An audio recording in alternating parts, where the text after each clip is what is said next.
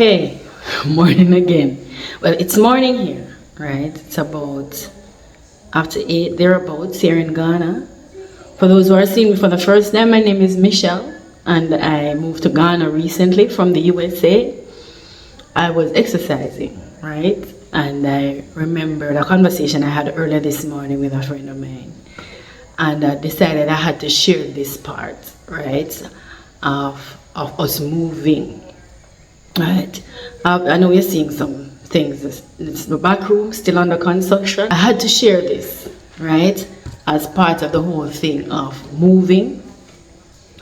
When we decided that we're moving and we made our flight plans and everything, I then had to schedule things happening in a way that didn't leave us stranded, right? I was living in an RV.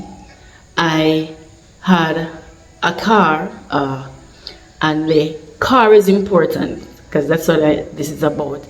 I had a Toyota Corolla Cross. So while the Toyota Cross is a utility vehicle, for those who know the Toyota Cross, you know that it is small, fairly small, right?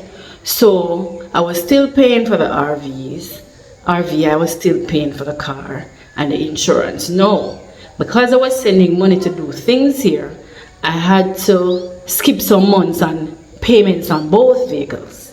The one that we're living in, as well as the one that took us, all over the place. So I set it up in a way so that everything would coalesce to the last day that we were there. We decided that we'd see if we could get in actual fact, I'd asked a person, someone from the church I was attending, to take us to the airport because we had to travel from Georgia now to New York. Everything was laid out. He would hold on to the RV. I would schedule them to pick it up, but he would have it in his yard until they did that. Okay, I had to go get a chair to sit here. I'm getting old, the stooping thing. Now, as I said, I was exercising, so. But anyway, right? The drive from Albany to New York, I think it was 12 hours, right? So we had spoken to someone, and up until the week before, everything was set. This gentleman assured us that he would be doing it and so on. But one other thing was, every single time I asked this gentleman what it would cost us to take us there, he would tell us that, okay, the last time he did something like that, he rented a vehicle to accommodate the baggages as well as allow space for traveling comfortably. He has one of those big trucks, as they call them, and it has a twin cab. So I was asking him, why couldn't that be used? So all we would be responsible for, I am thinking, would be his gas. So he said it didn't matter, as long as we were okay driving in it, he would take one person with him to help him drive instead of, along the way, so that he could be resting, so that he doesn't fall asleep, and so on. Well, guys, 1 week before we were supposed to leave, he told us that, he gave me the price. I still think he gave that price because he knew I couldn't afford it, right? I think it was 1,002. And then he started telling me how much he charged persons. Like if you went to Texas, he was telling me about a trip to Texas. He was saying all sorts of things. So I told him that I couldn't afford it, and basically that ended the conversation, that ended whatever assurances he was giving us. So now we were in a situation where our flight is set, our things are packed, we have shipped things, but we had no idea how we were going to the airport. I'm not going to give you every single detail as to what happened on the day, but I was almost scammed, one, because I was trying to secure a rental vehicle, and based on how they did it, the gentleman was telling me about depositing, it was 200 and something, would cover a whole heap of things that just seem weird. So he wanted me to pay it then, and I wanted to make some, searches. Suffice it to say, at the end of the day, I checked where the location was. He had given me the actual address for one of the rental place. I'm not going to call the name of the rental. And there's a branch at the airport in Albany. So I called the actual place using a different number and a different phone, right? And it turned out they had nothing like that, no special going on or anything. So it was a good thing I had not done that, right? The other problem thing was he had told me to put the money on a card. This card is actually legit. And then I would give them the card number or something, or pay from the card or something like that. But so my money really did end up on the card. So what I had to do now was go back to one of the outlets that allow you to take money from a machine and take back my money that way. But I didn't end up losing that money. And believe you me, at that point in time, you couldn't afford to lose $1, right? So fast forward to the day of the travel. We still did not get a vehicle. Nobody would take us there. Nobody. I really didn't expect anybody to be okay with driving me so far and then come back on their own, to be honest. But I still ask, because I believe that if it's to happen and the Most High will allow it to happen, it will happen. So I did ask a couple persons. Didn't get anywhere. I went to one of the rental companies. Not going to call that name either. And we were told that we had to use a credit card.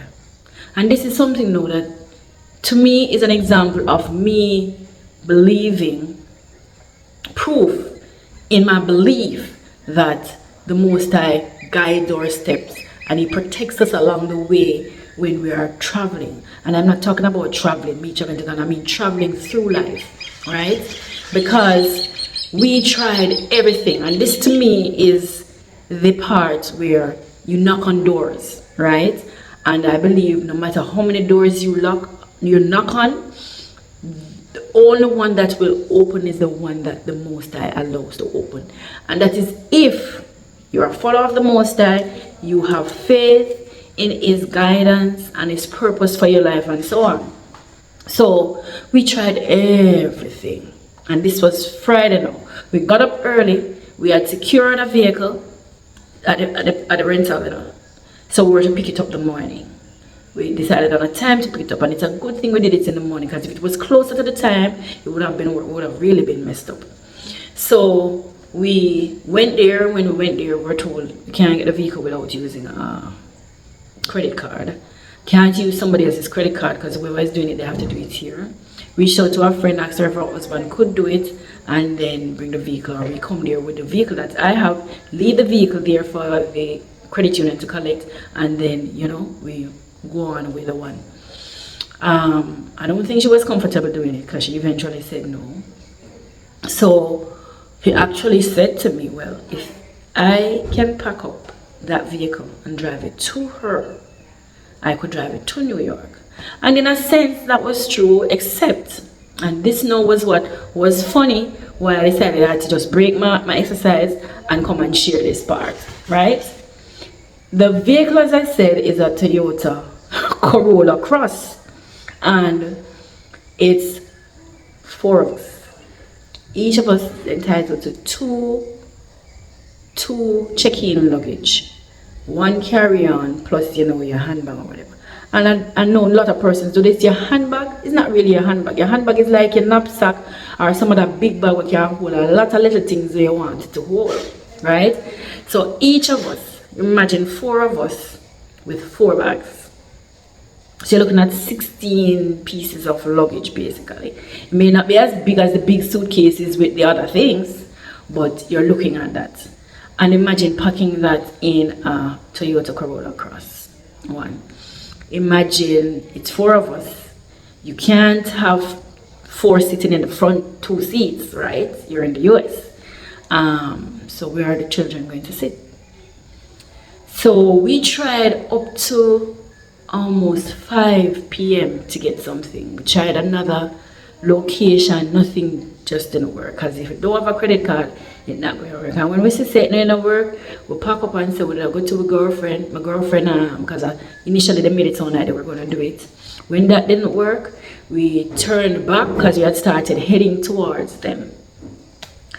We had to turn back, and then when we turned back, I went to another friend in Albany, and we figured that since we had to drive there, it seems we had to try and see how we could repack the stuff to see if we can get just a little bit more space.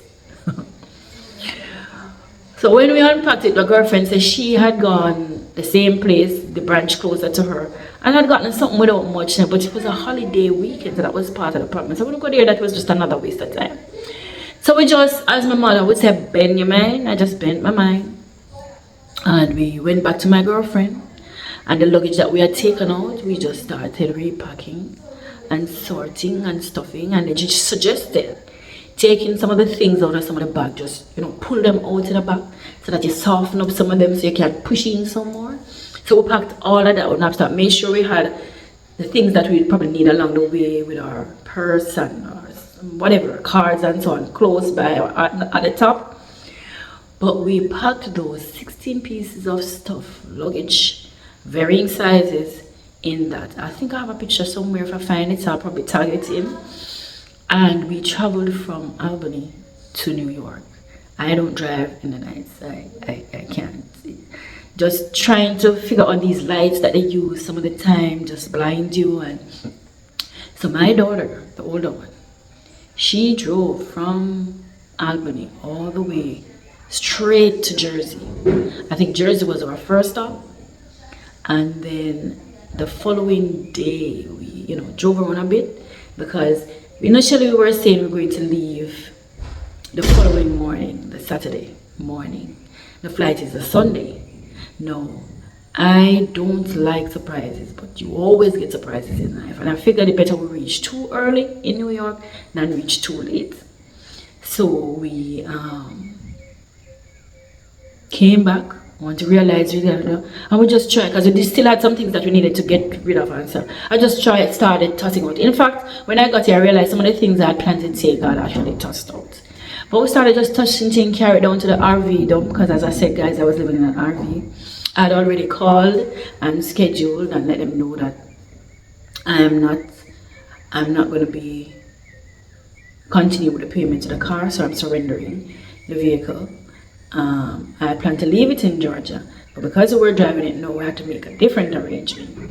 And the RV I scheduled, told them already that I was going to surrender it, let them know that I live in it, and therefore I have to come out of it for them to get it, but I didn't want to come out and have nowhere to go. So could they collect it? I told the lady anytime after the 23rd, I think, right? Because 25th was the flight, 23rd was the Friday. She was quite nice about it. I think the collecting time, because the balance here too is they should collect it just when I'm leaving or after I've left, but they can't leave it too long in the RV park so that like another payment for another month is due. I'd given them notice that I was leaving, and I did all of that, but I didn't want to tell them too that I was leaving such and such a time. I was leaving before the month end, yes, but I didn't want them to know too that I was not going to move the RV because I didn't have anywhere to move it. I just had to depend on the fact that the owners, the credit union, said they would collect it before the end of the month. So I made sure I explained it to the lady. I said another month is due as of the end of the month, so it has to be collected before so that they don't move it or whatever. I think it was collected because I remember when I came, I got a call from the RV park, and I didn't get the call, but I saw the missed call, and I was wondering if they were calling because they had not collected it yet. But I didn't get a call back at all, didn't call them back, and I didn't get a call back. So I assumed that they had gotten it in time. But that trip from Albany to New York was amazing. And of course, when we got there, We had to kill some time. Then we had to decide what to do with the car. If I left it in the overnight, although somebody said to me it wouldn't have made any difference how much, how much cost it had racked up for however long, because I wasn't going to be there.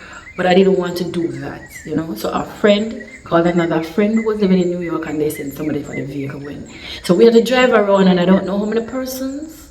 No, the New York airport there, what's the name? Don't remember the name now. But they were fixing certain parts, and we drove around about 4 different times just to find the departure section. And the girl almost left before we got there, but praise the Most High, we got there just in time. She took the vehicle, we emptied the vehicle of our luggage, and then we spent the night dozing and so on the suitcases on the floor till it was time for the flight the following morning, 6 a.m. Yeah. So that's one of the amazing to me, funny too, because I found it funny that here you have 16 pieces of luggage in the vehicle. One side was totally in the roof. In fact, all of it was totally in the roof, except this little part just behind the passenger seat. And both girls, my granddaughter and my younger daughter, had to sit on luggage, tilt back a bit,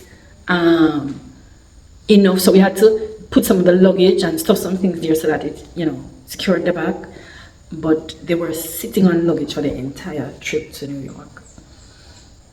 And then, of course, I can recommend Kenyan Airways. It was really a nice flight.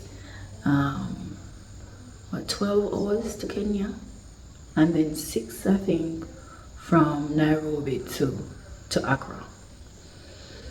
And here we are, right? So I'm really going to search for that photograph to put it there so you guys can see how inside the car was packed. But I just figured I had to share that part of our journey from the USA to Ghana.